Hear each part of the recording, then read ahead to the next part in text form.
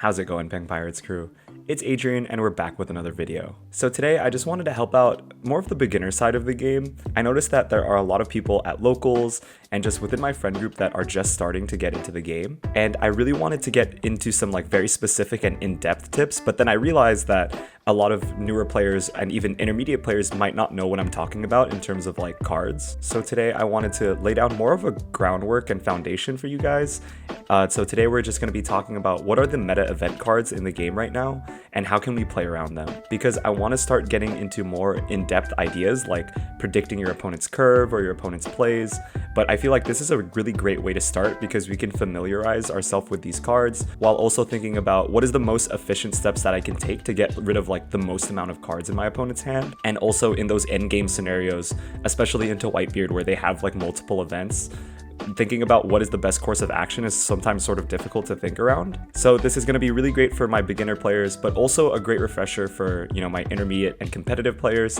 Maybe you pick up an idea or two that you haven't thought about before. But with that being said, let's get right into it. So starting off with our red events, let's talk about Frankie Radical Beam. So this card is really great, and you're mainly going to see it in Whitebeard, but it's still run into things like Zoro and Trafalgar Law, so it's a card to watch out for. This is basically a plus 4,000 power for 1 Dawn, because when you activate it, it's going to give your leader plus 2,000 power for the battle, and then if you have 2 or less life, you're going to gain an extra 2,000. So a total of 4,000 power if you're at 2 or less life, which is going to be pretty often into decks like Law and especially Whitebeard. And this is really great because there's no like added effect onto this. This is pretty much always going to be a plus 4,000. Your opponent is probably not going to use this card unless they're at 2 or less life because, they don't get that extra value. But let's talk about it. So let's say that we're playing against a Whitebeard player and I don't know, we're playing Shanks or something like that. So a lot of these scenarios are going to be dependent on, how many characters you have on the board ready to swing, how many cards they have in hand, and also how many life they have. So in general, the way we're going to play around these like plus 4,000 power events is we're going to either swing 2,000 above the leader or 4,000 above the leader. So in this case, I would attach like 3 Dawn to Shanks, giving him 8,000 power.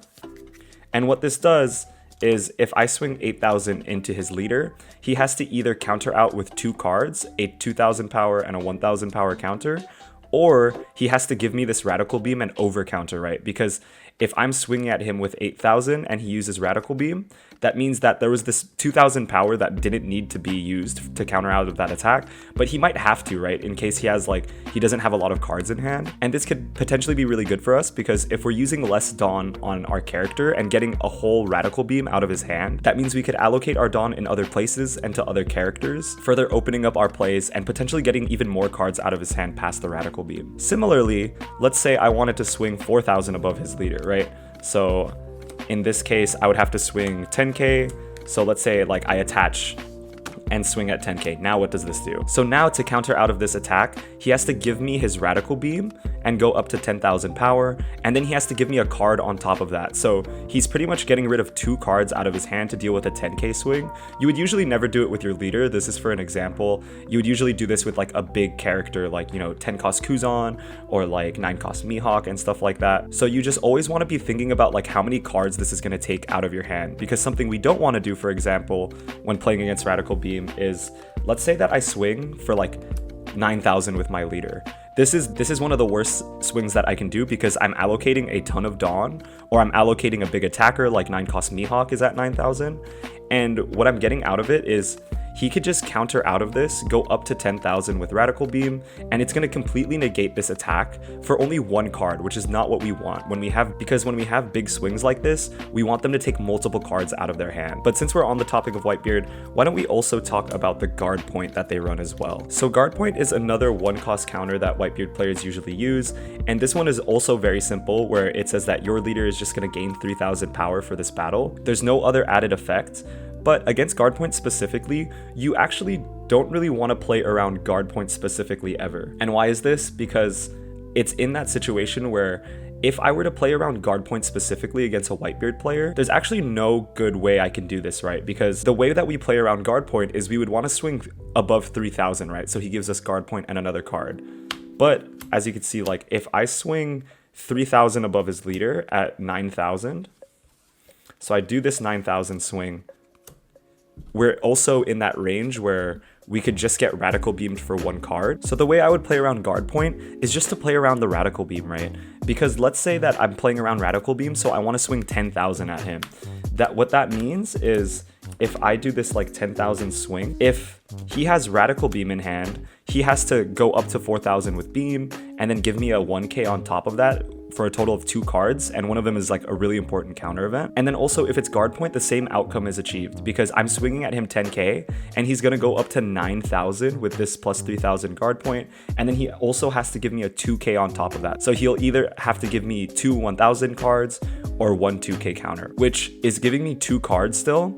So either way, he's gonna give me 2 cards, but if it's Guard Point, he actually has to specifically give me a 2k counter, which is really good for us. So against Whitebeard, I would only play against the Radical Beam. The only way I'm playing around Guard Point specifically is if they're at more than 2 life. That's the only situation where I would say that you can play around Guard Point and swing that 9k, because if they're at 2 or less life, they're not going to get that second effect of gaining like plus 2,000 from the Frankie Radical Beam. Okay, so now let's kind of switch the leader out to talk about Red Hawk. So Red Hawk is going to be less common, but it's still run occasionally, especially for decks like Zoro. So the way we play around Red Hawk is basically 2 different ways. So we're going to use the basic like, oh, you want to swing either 2,000 or 4,000 above the leader because this is a 2-cost counter event, which means they're going to gain plus 4,000 power. But then also it has this added effect where it's going to KO something that's 4,000 or less power on your side of the board. So what this means for you is, let's say that I'm playing Monkey D. Luffy and I have like a Nico Robin and a Curly Dedan. So if these things are on board, I have to be really careful, right? Because let's say that I just start off with a 5k leader swing, and what they can do is they can activate Red Hawk, and because both Curly Dedan and Nico Robin are at 4,000 power or less, they can actually pop one of them, and they'll probably pop the Nico Robin, which is something we don't want, right? So to play around this, you could do either 2 things. If a character is already on the board, you could just pre-put Dawn onto them, right? For characters that are already on the board that you want to protect or you want to swing with, you want to pre-put your Dawn onto them. And that's something that we usually don't do.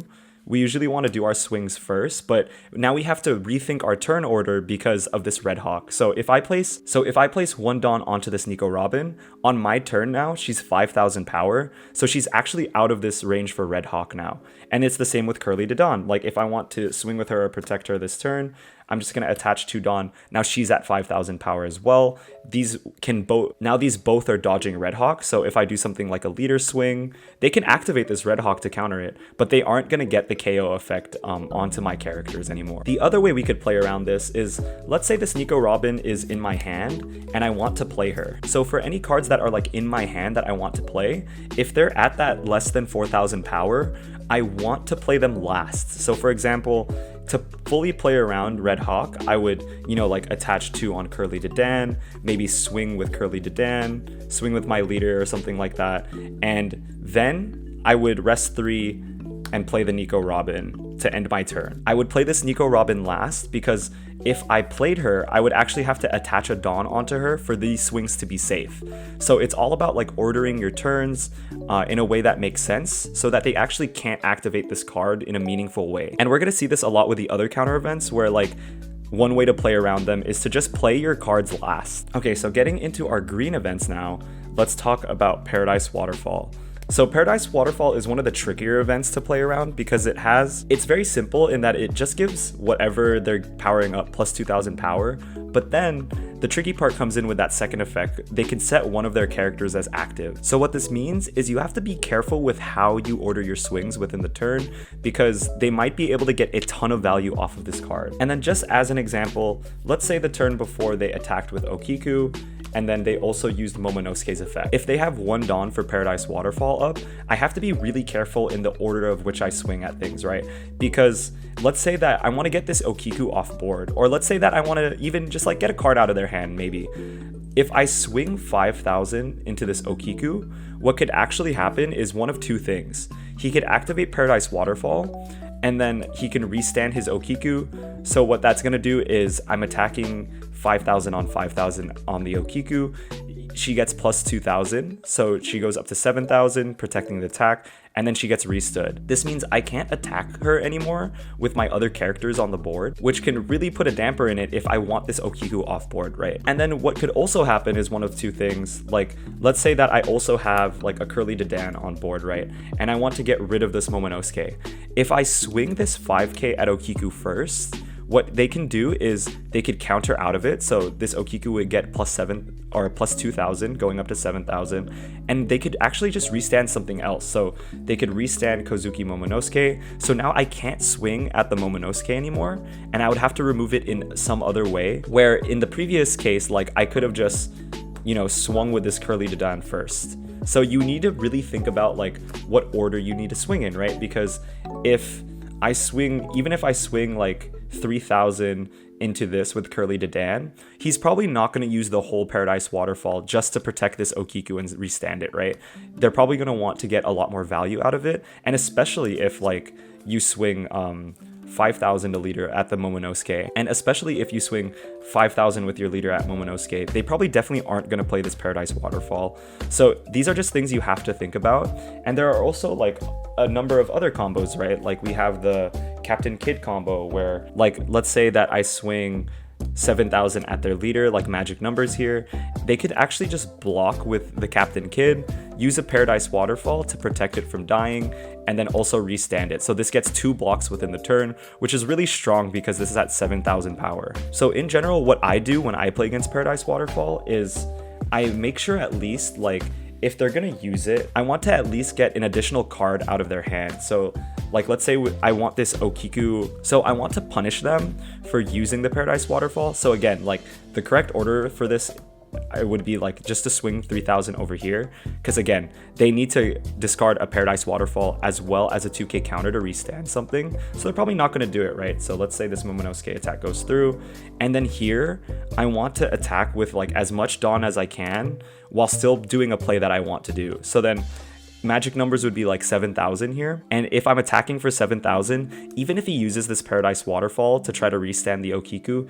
he has to also give me like a 1k counter like Momonosuke, right? So I'm actually ripping 2 cards out of his hand just so he could restand this Okiku, which might not be all that bad. And you could also adjust how much Dawn you put on, right? Because if you're now swinging at Okiku with 8k, this has to be a 2k counter now. And then of course, if you're swinging at it with like 9k, that's gonna rip at least 3 cards out of their hand if they only have the Paradise Waterfall option. So in general for Paradise Waterfall, you just want to evaluate what is the thing you want off the board the most, and then make sure that they don't get like a valuable restand and block with the Paradise Waterfall. You want them to choose either one or the other. So Punk Gibson is another one of those simple events where it just gives you plus 4,000 power, but then it has the extra effect that it can rest one of your characters that costs 4 or less. And this is pretty similar to Red Hawk, where there's 2 ways we can play around this, right?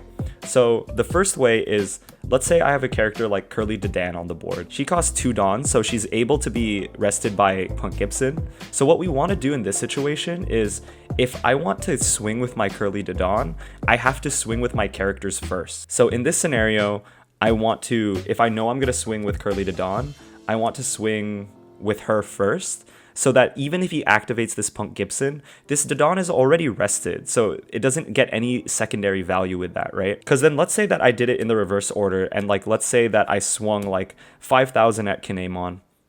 What they can actually do is they could just activate Punk Gibson and then rest your Curly Dedan. And this could be really detrimental in some cases, because let's say that like a Robin is on the board, right? If you wanted to do some play with Robin, you have to do it in a way that where you attack with Robin first, right? So you should swing 5k with this one, and then even if they activate the Punk Gibson, the best that they can do is rest this Curly Dedan. So in the case that you have like 2 cards on board where you can't play around them, just use the one that is most important first. And then again, similar to Red Hawk, the second way that we can play around this card is, if I have a card in hand that is of value to me, I want to play it last. So in this case, let's say I'm playing Whitebeard, just so I can use the Marco as an example. So Marco is really important in this deck. He's a blocker, but if he's rested, then he can't block, obviously. So let's say that I'm like swinging out and doing whatever. I don't want to play the Marco first, you know, rest 4 to play the Marco first, and then like swing out with all my characters, right? Because he could activate the Punk Gibson, rest my Marco, and then on the crackback on his turn, he could just hit me in the face, right? Because this Marco's rested. So instead, what I want to do is think ahead and think about how much Dawn I'm going to be allocating towards like each swing. So let's say that, oh, okay, I know that I want to swing with the Dawn. I swing 5k and then I swing 7k. And at this point, I'm like, all right, there's no other play or card that I want to do. So now I'm going to rest 4 with the Marco. If I swing in that turn order specifically, the only value he gets off of Pump Gibson is potentially blocking one of these swings. He doesn't get that added value of resting a 4-cost character, right? Because my Marco hit the board after he played Pump Gibson. So it's just really important that you keep these things in mind, because if you're not careful, you can really like forget about these things, or they can even like stop multiple attacks, or in the worst case scenario, like rest something that's really important to your game plan. So moving on to our blue events, let's first talk quickly about Desert Spada. Desert Spada, you don't really have to do a lot to play around.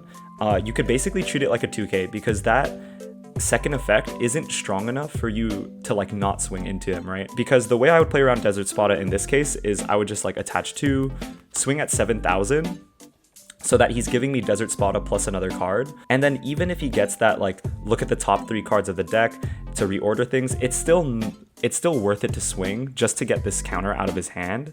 Because what you don't want to do is like, let's say I'm like, oh, I actually don't want him to get that stacking effect, so I'm not going to swing at him. That's actually more valuable to them as a player, because then they get to keep their 2k in hand for free, and they get basically an extra draw from it. So in general, just treat Spada like a 2k counter. Just always like swing, you know, either odd on odd, which is like 5k on 5k, or even on even if you're swinging at something like a character. And then moving on to the more complicated one, we have Love Beam. So Love Beam is a little bit different in that the way you play around it is dependent on their hand size, right? Because it's going to give them that base plus 4,000 power, but then also if they're at 3 cards or less in their hand, they're going to draw 1. And again, what you want to do is you want to minimize that second effect.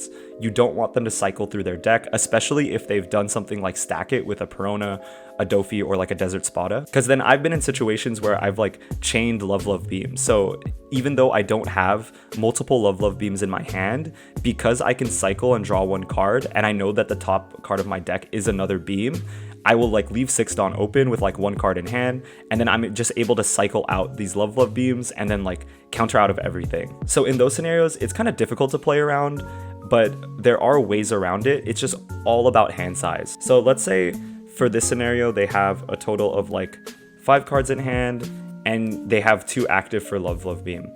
What I wouldn't do is I actually wouldn't swing 7k here like the other 4,000, like the other plus 4,000 leader events, right? Because I've been saying just swing 2,000 or 4,000 above so that they over counter or under counter. In this case, I would actually not swing 7k, because if I swing 7,000 at his leader, like let's say these cards are a 2k, like this is a 2k and this is a 1k that he gives me up. And in that case, it's like, yes, he gave me 2 cards, but now he's able to cycle off of Love Beam, right? Because if I swing at him again, you know, like let's say just with like a Curly Dadan, now he could cycle his deck, right? Because he could use this Love Beam, activate it, and because now he's at 3 cards after he used it, he gets to grab an additional card, which is what we don't want. So then in this scenario, it actually might be worth it to just swing the top end, right? To swing 4,000 above, because if I swing 9,000 at his leader now he has to give me more cards. So he has to give me like a 2k,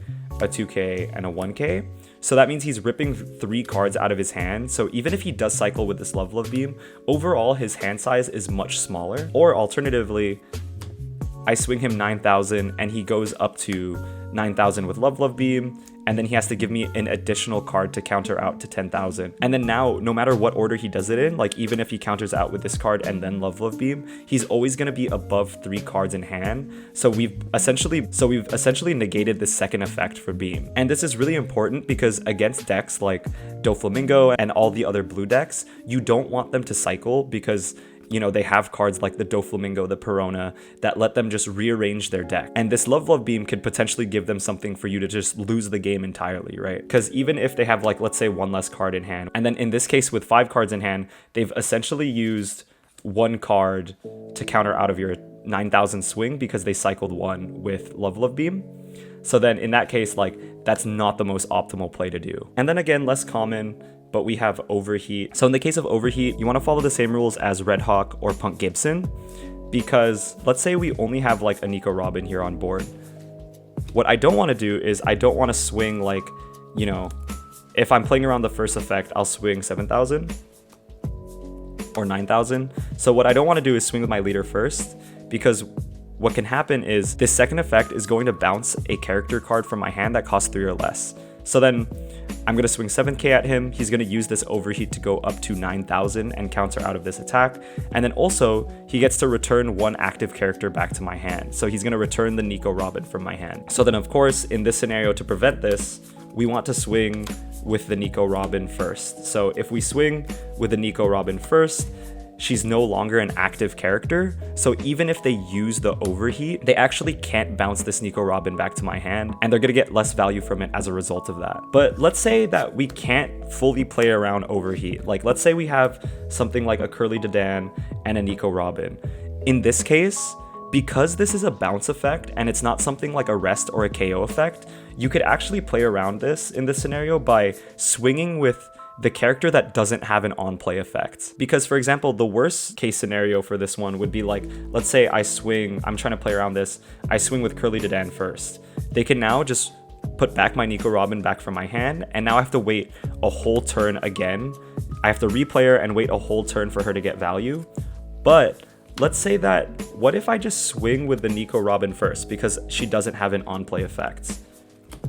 Now, even if they activate this overheat, I still get value, right? Because if they're bouncing this Curly Dedan back to my hand to like, you know, prevent multiple swings, now I have an on-play effect that I can grab with Curly Dedan, because when I play her, she's gonna give me a 1-cost red card from my hand. So I actually benefit off of this overheat. So they're probably not even gonna activate it in that situation. And you could really make it awkward for them. Like if I swing 5k right here, and then let's say that I swing 9,000 at their face, like going for game. Now they have to use overheat. Now they have to use overheat, and they're not going to want to bounce my Curly Dedan back to my hand. So it's basically just a 4,000 power, and they have to give me a card on top of that. So just always keep in mind, like, what are cards that you don't mind having in your hand, and they're mainly going to be like these on-play effect things. And then of course, the other way we could play around it is, like, let's say we have the Nico Robin in hand. You just want to play it last, because if I play the Nico Robin first and then, you know, do all my swings and whatever, he's just going to bounce this back to, he could potentially just bounce this back to my hand, and then that's going to force me to use more Dawn to play it again, right? So it could potentially stall me out like a turn or two if I make that mistake. So just remember, almost always like swing with your characters and your leaders first. So you want to like be mapping out how much Dawn you're going to use within a turn based on, you know, what cards you have in hand and how much Dawn you want to leave up for counter events. And then swing with your characters first before playing characters, especially ones like Nico Robin and Marco that don't have on-play effects that affect, you know, like your turn order. Moving on to our purple events, let's first talk about Thunderbagua. So Bagua is going to be a really simple play around. If you think they have Thunderbagua in hand, I would just stick to the good old like swing either 2,000 above or swing 4,000 above to get an extra card out of their hand. Because the second effect for Bagua is if they're at 2 or less life, they're going to add a Dawn to their Dawn deck. Because of this Dawn ramp effect, there might be scenarios where you actually don't want to fully swing out on this card. So maybe like it could be useful if you just swung 5k to get a card out of their hand, because let's say they have like 10 cost Kaido, right? And right now they're at 7 Dawn. If you swing with like 2,000 or 4,000 above, they get to activate this Thunderbagua, go up to 8 Dawn, and then on their turn when they gain 2 Dawn, they'll have the 10 cost Kaido ready to play, when previously they didn't, and there was like probably not a way they could unless they ramped this Dawn. So really in general, you have to be careful with plays like that, especially if you're playing against Kaido. That's not something you have to worry about against like Shanks or Magellan. But the main way is to just think about the curve that they have And, you know, if you think that they're going to have a threat on curve that is going to be produced from this Thunderbagua, it might be useful to just like swing wide with like 5Ks. So at least if they want to use the Thunderbagua, they're doing like a wild overcounter. Or you could even put them in an awkward situation where instead of overcountering with the Thunderbagua, they actually give you like 1Ks or 2Ks out of hand. And then the harder one to talk about, let's talk about Hell's Judgment. So Hell's Judgment is probably one of the best events in the game right now. It's a 2-cost counter event that instead of going plus 4,000, you're actually going to make your opponents go minus 3,000 on 2 different characters or leaders. So what this does is it can prevent multiple attacks, right? So like, let's say that I have this Curly Dedan on the field and I swing 5,000 at this Shanks. And this lasts, if they activate Hell's Judgment, it's going to subtract my leader by 3,000. So I'm swinging now 2,000 on 5,000, which isn't going to go through. And then they could pick a second character card to give minus 3,000 to. So if they pick Curly Dedan, now Dedan is at 0 power for the turn, which means that I would actually have to attach 5 Dawn onto Curly to get this swing off. And that's not really going to be useful, right? So I think the way you play around this card is it also changes the math a little bit, right? Because it's not plus 4,000 you're talking about, it's minus 3,000. So swinging something like 8K is pretty efficient here, because even if he subtracts my Dawn by 3, he still has to give me an extra card out of their hand. But in general, I think the way you play around this card is you really just want to swing big. Like, you swing with your big characters and not worry so much about swinging wide, because if you try to swing wide against Judgment of Hell, you are going to have a bad time because he's just gonna, you know, minus 3K multiple things. But let's say in this case, like usually if I have 2 characters, like I would maybe want to like split up my Dawn with like 2 here and then 2 here for like a, you know, for a 7K and a 5K swing, because I'm swinging odd on odd, which is great. But because of this Hell's Judgment, this is actually the more inefficient play, right? Because for 1 card, he can negate 2 attacks. So in this case, like, I would actually just want to stack like 4 onto this Luffy, because if I swing 9,000 with my Luffy and he goes down by 3,000, he's still at 6K. So then that means he has to also give me a 2K counter on top of this Hell's Judgment, and he's going to get less value from that as a result. In general too, I wouldn't really swing with anything they minus unless you absolutely have to, because in my opinion, it's just much better to save the cards that you have, because once your cards swing, they're vulnerable to getting attacked, right?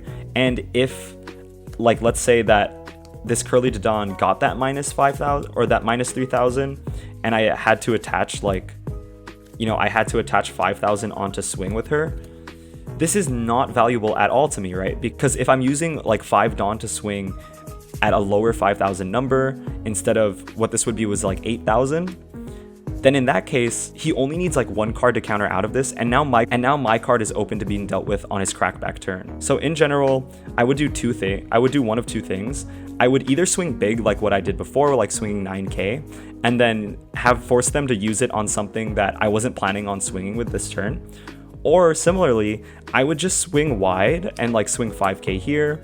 And then like, let's say they give this minus 3,000 and Dedan minus 3,000. I haven't actually allocated any extra Dawn yet. They might be scared of the fact that I'm gonna, you know, attack with something else. But then in actuality, if they give me this Hell's Judgment, you know, anticipating that they want to negate like a Curly Dedan attack or just something else, I could then use like all of my remaining Dawn to just do other plays. And then lastly, we're gonna talk about Shockwave for black. This is just going to follow our reasoning with, you know, Red Hawk and Overheat and Punk Gibson, where this is like one of the easiest events to play around. If you have a 3-cost or lower character that you want to like, that you reasonably like want to protect or swing with, you want to swing with them first. So like in this case where I have Curly Dedan, if I don't want her to get popped for free, I would just attach to swing 5, and then now their impact wave, because this Dedan is rested, and then it works exactly like Overheat, where because this card is rested, it's no longer active, so they actually can't KO it with the effect of Shockwave. And then also similarly to like, you know, Punk Gibson and Overheat, if I can't play around Shockwave, like he's always gonna pop something, I want to take the most valuable thing on my board and swing with that one first. So in this case, it would be Nico Robin, and then I would just swing 5K, And then now, even if they activate the Shockwave, they have to settle for popping my Curly Dedan, which is like way less important in this matchup compared to Robin, right? Which has like a really busted when attacking effect, and Curly Dedan already got the value with her on-play effects. And then of course, the old reliable play that we always do is when they have cards like this that can affect our cards that we play, we don't want to play them first. So, you know, if I play this Robin first, swing 5k, now he can just pop my Robin for free because I can't attack with it. And I can't even protect it like what I do with Red Hawk, because the only thing that's affected is this cost. So I would just lose this Robin, where if I just did it like in reverse order, you know, swung 5k and then ended my turn playing the Robin, that wouldn't happen. But let me know if this video was helpful for you guys. I want to get into more advanced videos like predicting your opponent's plays, but I just wanted to lay like a foundational groundwork for everyone moving forward for this game, because a lot of this game is being familiar with the cards that can be played against you and then playing around those cards. So I feel like, you know, going over the counter events is a really good way to introduce this idea. But let me know what you guys think in the comments down below. Make sure to like, comment, and subscribe, and good luck on any like work or school that you guys are doing, and I'll see you on the next one.